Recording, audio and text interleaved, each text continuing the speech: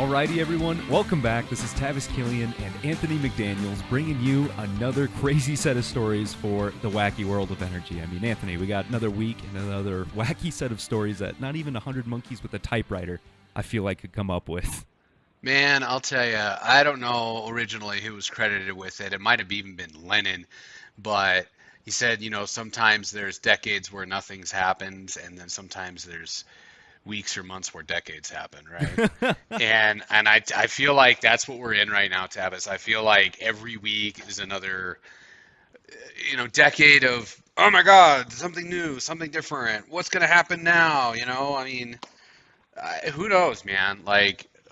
So it's only been a week since we talked, and I'm sure none of our listeners are going to be really surprised at the articles we have to talk about. But hey, we're here to just talk about it, and then add a little maybe color. I don't know, get somebody to think a little bit more about what might be going on. Maybe they just saw a headline, maybe they just saw what the talking heads say on TV, maybe they just see social media, people's opinions. So we'll just add to that. All that noise, I guess. I guess we'll do it in our own way, right? Sounds good to me. Well, are we going to kick it off with kind of what we talked about last week, Russia's payment for their goods? Yeah, well, last week when we were talking, we didn't have a lot of headlines that have come out since. We had talked about already that there was this wanted to be a shift in the global world economic order, right, away from petrodollar, and here we go. March 31st, 2022, Putin signs a decree that effective April 1st, unfriendly nations can only buy Russian gas in either rubles, so they'd have to set up a Russian bank account, fund it with rubles, or gold. Do gold too. Yeah, they can do gold too. The friendly nations can apparently purchase, like China, can apparently purchase Russian gas and oil and whatnot with their own local currencies, or, and this one's a one, Bitcoin. I was just about to ask. I mean, all of this seems like it's shaping up to an immutable global network that nobody can control. Right? So if you're not friendly, you better send me a gold bar or use my currency. If you are friendly, you can use your currency or Bitcoin. I'm still trying to wrap my head around what that all means here. But I'm sure anybody can go look this stuff up, right? You just go ahead, go online, anything we say. If it doesn't sound right, you can go ahead and look it up. But here we have that. Now people were saying, the gas wasn't shut off immediately. Well, no, because as they came out and said, and this happens normally in commodity markets, is you buy it on front month contracts. So basically, the stuff that is still flowing, gas that is still flowing to Europe from Russia, was paid for before the decree was signed. It was paid for in March or earlier. And so given that kind of layout, you would expect that in the coming weeks, you're going to have Russian gas starting to be cut off unless these countries want to comply here, right? And so we'll see. We have a couple of European nations that have said they're going to stop, buying Russian gas, right away. And then there's been one or two that have popped up and said, we'll probably do the ruble thing, and then now they're trying to walk it back. But either way, there's been articles, I've read about this, that they say, it's kind of a weird move for Russia to do this, that to ask for it in their own currency, Well, it is a weird move. They said, well, normally countries, if they're trying to, shore up their currency, will do things like, pay us in euros or dollars, and they keep their foreign reserves in that, their savings account in that. I think everybody's missing the frickin' point. They don't want to be in the euro or the dollar system. So they're not going to abide by norms here, right? This is not going to be a normal situation. You can even look back at, the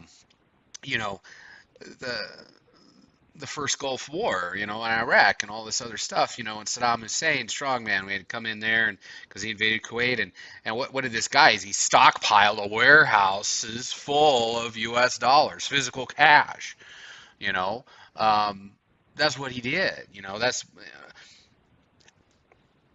this is what is going on now is a rejection of the U.S. dollar system, at least from a group, a small group maybe, but a group that are international players and have goods to produce and export, saying, I don't care about y'all's rules, I'm done. I'm not worried about that right now. We're going to do what we're going to do. So we have to keep that in mind. Like, we have to understand that what we're seeing here has not been seen in quite a long time. And you just can't start with this premise that, they're going to want to do this. Why aren't they doing things the way that everybody else did for the last 50 years? Well, gee, I don't know, because maybe it's time in some people's minds for a reset or a change or a shakeup, right? Whatever word you want to use, And so it seems as if our response in the United States over the last week, everybody's heard about the Strategic Petroleum Reserve release that Biden announced, yeah. So 1 million barrels a day for 6 months. Cute. I mean, the United States uses close to 20 million barrels a day of total oil consumption. It's kind of just a little bit of a dent in the grand scheme of things. The thing that's really scary is that as our inventories are going down, we are releasing something that was meant for actual emergencies, not to alleviate consumer pain during an election cycle. I mean, this is a very blatant misuse of the strategic reserve. Also, something else, it may be beyond the scope of this conversation, but the Russian ruble, if you check, is pretty much back to where it was valued before Russia invaded Ukraine. Is that indicative of anything in this conversation? Currencies are like many other quote-unquote assets, right? Demand is a very high input factor to their value, right? And when you have somebody who's selling a bunch of energy saying, you want to buy our energy, you got to use our currency, that creates demand for the currency. Yeah. So you would expect the strength of the currency to improve, right? So, I'm no currency expert, but it doesn't surprise me to see that the strength of the ruble has back to where it was before this started, because the demand went up as soon as, certainly when there was this decree, right?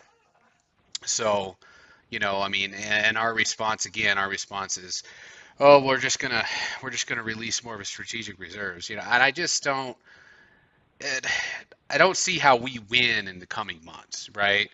I don't get it. We also have, and people can go look this up. I mean, you've got countries like India buying Urals blend at, $60 to $70 a barrel. Yeah, pennies. I mean, it's a heck of a discount. Oh, yeah. Yeah? Oh, yeah. So when we start talking about this, what is being challenged with the U.S. dollar system, I mean, people in the United States are paying, today, this morning, April 5th, 2022, we have gas at over $6 an MCF in the United States. This is the first time we've been this high in nearly 14 years. And in Europe, it's many folds higher than that right now. You have WTI around $100 and some right now. You have Brent higher than that. But then you have India is able to buy this $60, $70 oil. And so you have the West now is kind of like paying more for energy in some ways than somebody on not the NATO or US centric area, right? So, I've also seen headlines that, Saudi Arabia is pricing more of a premium towards their Asian buyers. I'm trying to work through what all that means. And this is a little bit of a theory here, but I want you to go with this for a second. I don't think it's a good thing that they are pricing a premium in oil to Asia, because we have to remember that they're pricing that premium in the US dollar. So when they say that they're going to sell at higher premiums to Asia, especially China, from Saudi Arabia and the Middle East, that's in dollars still, US dollars, right? Could be a move to say we're going to have a higher premium on Asia, you buying our oil in US dollars, and then further substantiates conversations to do this exchange outside the US dollar. Because they could look and see that India is getting it for $60, $70 a barrel because they're not going through the US dollar. You see what I'm saying? Yeah.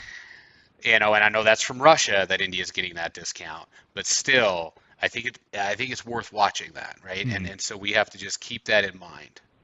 You know, I'm going to be watching that because at first I couldn't understand like, all these things and why is Saudi Arabia hiking the price to Asia right now? And so what comes to my mind is, what if that's just, well, it's hiked price because it's US dollar hiked price.